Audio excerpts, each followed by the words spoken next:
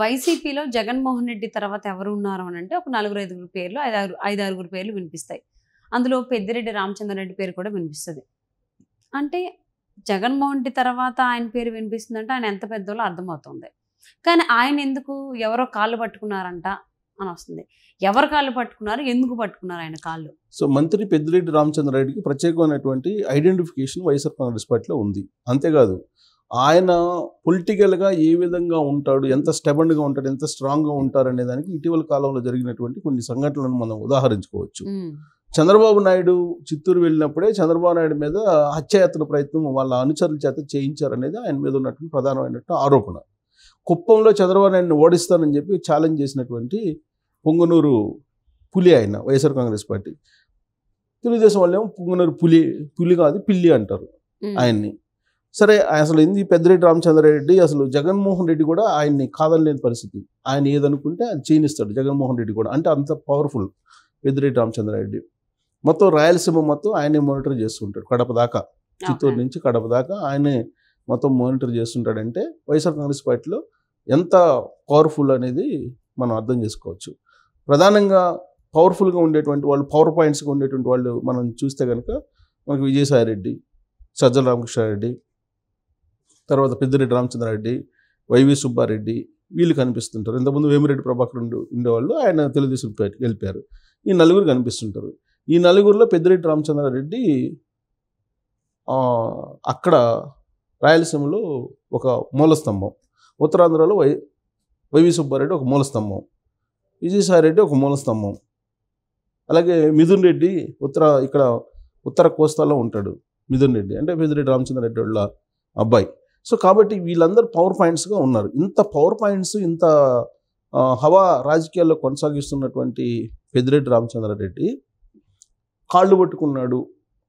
గతంలో ఎవరు కాళ్ళు పట్టుకున్నాడు? మాజీ ముఖ్యమంత్రి కిరణ్ కుమార్ రెడ్డి కాళ్ళు పట్టుకున్నాడు అనేది బయటకు వచ్చింది.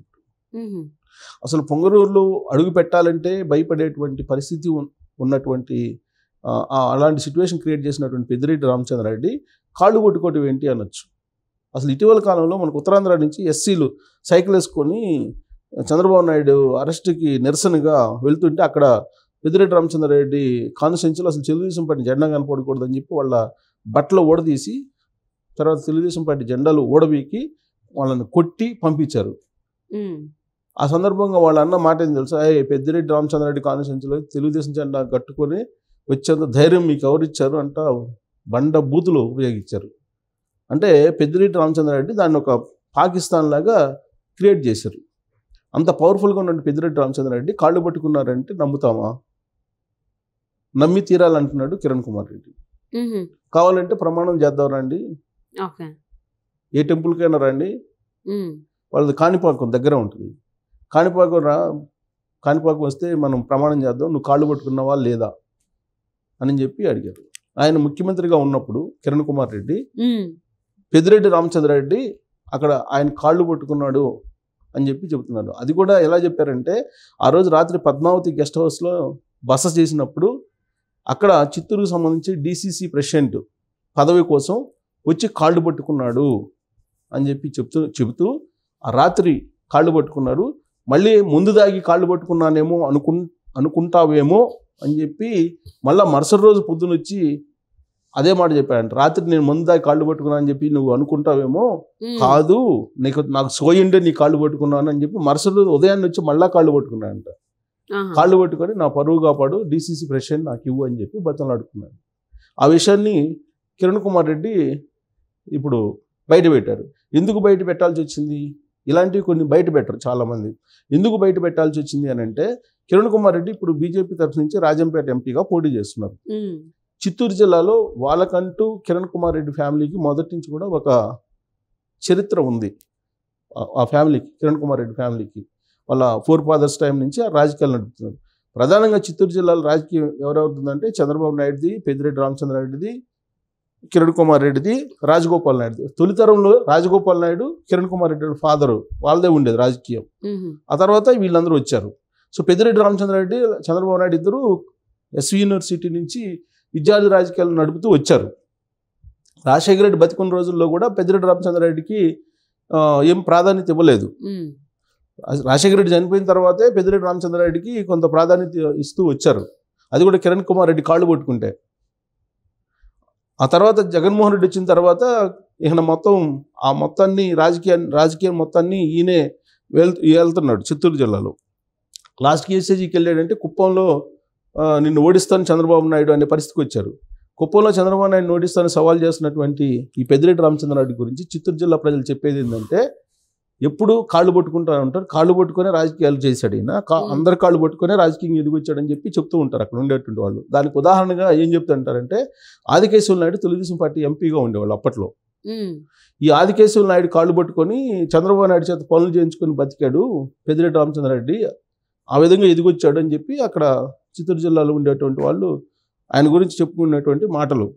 ఇప్పుడు వాటికి బలం చేకూరేలా ఇప్పుడు కిరణ్ కుమార్ రెడ్డి బహిరంగంగానే ప్రెస్ మీట్లోనే చెప్పాడు, నువ్వు కాళ్ళు పట్టుకున్నావా లేదా అని చెప్పి అడుగుతున్నాడు ఆయన. నువ్వు కాళ్ళు పట్టుకున్నావు, నీ కెపాసిటీ అది, నువ్వు నన్ను విమర్శించేవాడివా అని అంటున్నారు. అంటే కిరణ్ కుమార్ రెడ్డిని విమర్శించాడు. ఏం విమర్శించాడంటే, అసలు రాష్ట్రం విడిపోవడానికి కారణం కిరణ్ కుమార్ రెడ్డి, ప్రత్యేక హోదా రాకపోవడానికి కిరణ్ కుమార్ రెడ్డి అని చెప్పి విమర్శించాడు. కిరణ్ కుమార్ రెడ్డి వ్యక్తిత్వాన్ని కూడా విమర్శించాడు. దాంతో ఈయనకి కడుపు మండి, నేను ఇలాంటి సంఘటన చెప్పకూడదు అనుకున్నాను ఇన్ని సంవత్సరాల పాటు, కానీ ఇప్పుడు నోరు పారేసుకుంటున్నావు కాబట్టి నీ వ్యవహారాన్ని నేను బయట పెట్టదలుచుకున్నానని చెప్పి బయట పెట్టారు. అసలు రహస్యాన్ని ఇప్పుడు బయట పెట్టారు. బయట పెట్టడంతో పెద్దిరెడ్డి రామచంద్రారెడ్డి ఇప్పటివరకు కనిపిస్తుంది జనాలకి ఒక పెద్ద అక్కడ డిక్టేటర్ లాగా అలా కనిపిస్తూ ఉంటాడు. అసలు వ్యవహారం, అసలు బండారం ఇప్పుడు కిరణ్ కుమార్ రెడ్డి బయట పెట్టడంతో, ఓహో ఇలా వచ్చాడా రాజకీయంగా పెద్దిరెడ్డి రామచంద్రారెడ్డి అనేటువంటి ఒక ఒపీనియన్ ప్రజల్లోకి చాలా బలంగా వెళ్ళిపోయింది. ఇప్పుడు పెద్దిరెడ్డి రామచంద్రారెడ్డి వరుసగా మినిస్టర్గా ఉన్నాడు, 5 సంవత్సరాల నుంచి మినిస్టర్గా ఉన్నాడు జగన్మోహన్ రెడ్డి మినిస్ట్రీలో. జగన్మోహన్ రెడ్డి వాస్తవంగా ఫస్ట్ 2.5 years ఒక క్యాబినెట్, ఆ తర్వాత 2.5 years రెండో క్యాబినెట్. ఆ రెండో క్యాబినెట్లో కూడా చాలా మందిని తీసేశారు, పెద్దిరెడ్డి రామచంద్రారెడ్డిని మాత్రం తీసేయలేకపోయాడు. అంటే అంత బలంగా వైఎస్ఆర్ కాంగ్రెస్ పార్టీలో పాతుకుపోయాడు. ఒకనొక సందర్భంలో జగన్మోహన్ రెడ్డి జైలుకి వెళ్తే ముఖ్యమంత్రి ఎవరు, భారతిరెడ్డా లేకపోతే ఎవరు వస్తారంటే భారతిరెడ్డి కాదు పెద్దిరెడ్డి వచ్చే అవకాశం ఉందనేది కూడా చర్చ నడిచింది. కొన్ని గాసిప్స్ నడిచాయి అప్పట్లో. అంటే జగన్మోహన్ రెడ్డి ముఖ్యమంత్రిగా కొనసాగే అవకాశం లేదు, జైలుకి వెళ్తారు బెయిల్ రద్దు అయితే అని చెప్పి ఒక చర్చ వచ్చినప్పుడు పెద్దిరెడ్డి కొంతమంది ఎమ్మెల్యేలతో మాట్లాడుకున్నారు, ఆయనే జగన్మోహన్ రెడ్డి తర్వాత ముఖ్యమంత్రి అయ్యే అవకాశం ఉందనే స్టేజ్కి వెళ్ళిపోయారు ఆయన. అసలు ఆయన రాజకీయ నేపథ్యం ఏంటి అని అంటే కాళ్ళు పట్టుకుని బయటకు వచ్చాడని చెప్పి ఇప్పుడు కిరణ్ కుమార్ రెడ్డి చెప్తున్నాను. మరి కిరణ్ కుమార్ రెడ్డి రాబోయే రోజుల్లో ఇంకా ఎన్ని సీక్రెట్స్ బయట పెడతాడో పెద్దిరెడ్డి విషయాల్లో అని చెప్పి మనం చూడాలి. ఇప్పటికైతే ఈ తాజాగా చేసినటువంటి కామెంట్ మాత్రం రాజకీయ వర్గాల్లో చాలా బలంగా చర్చ జరుగుతుంది పెద్దిరెడ్డి రామచంద్రారెడ్డి గురించి. ఓకే, సో సెన్సేషనల్ విషయమే బయటపెట్టడం జరిగింది కిరణ్ కుమార్ రెడ్డి. మరి మీరన్నట్టు రాబోయేటువంటి రోజుల్లో ఇంకెన్ని టాప్ సీక్రెట్స్ పెద్దిరెడ్డి రామచంద్రారెడ్డి గురించి బయటపెడతారో చూద్దామండి. థ్యాంక్ యూ సో మచ్ యశ్రావు గారు.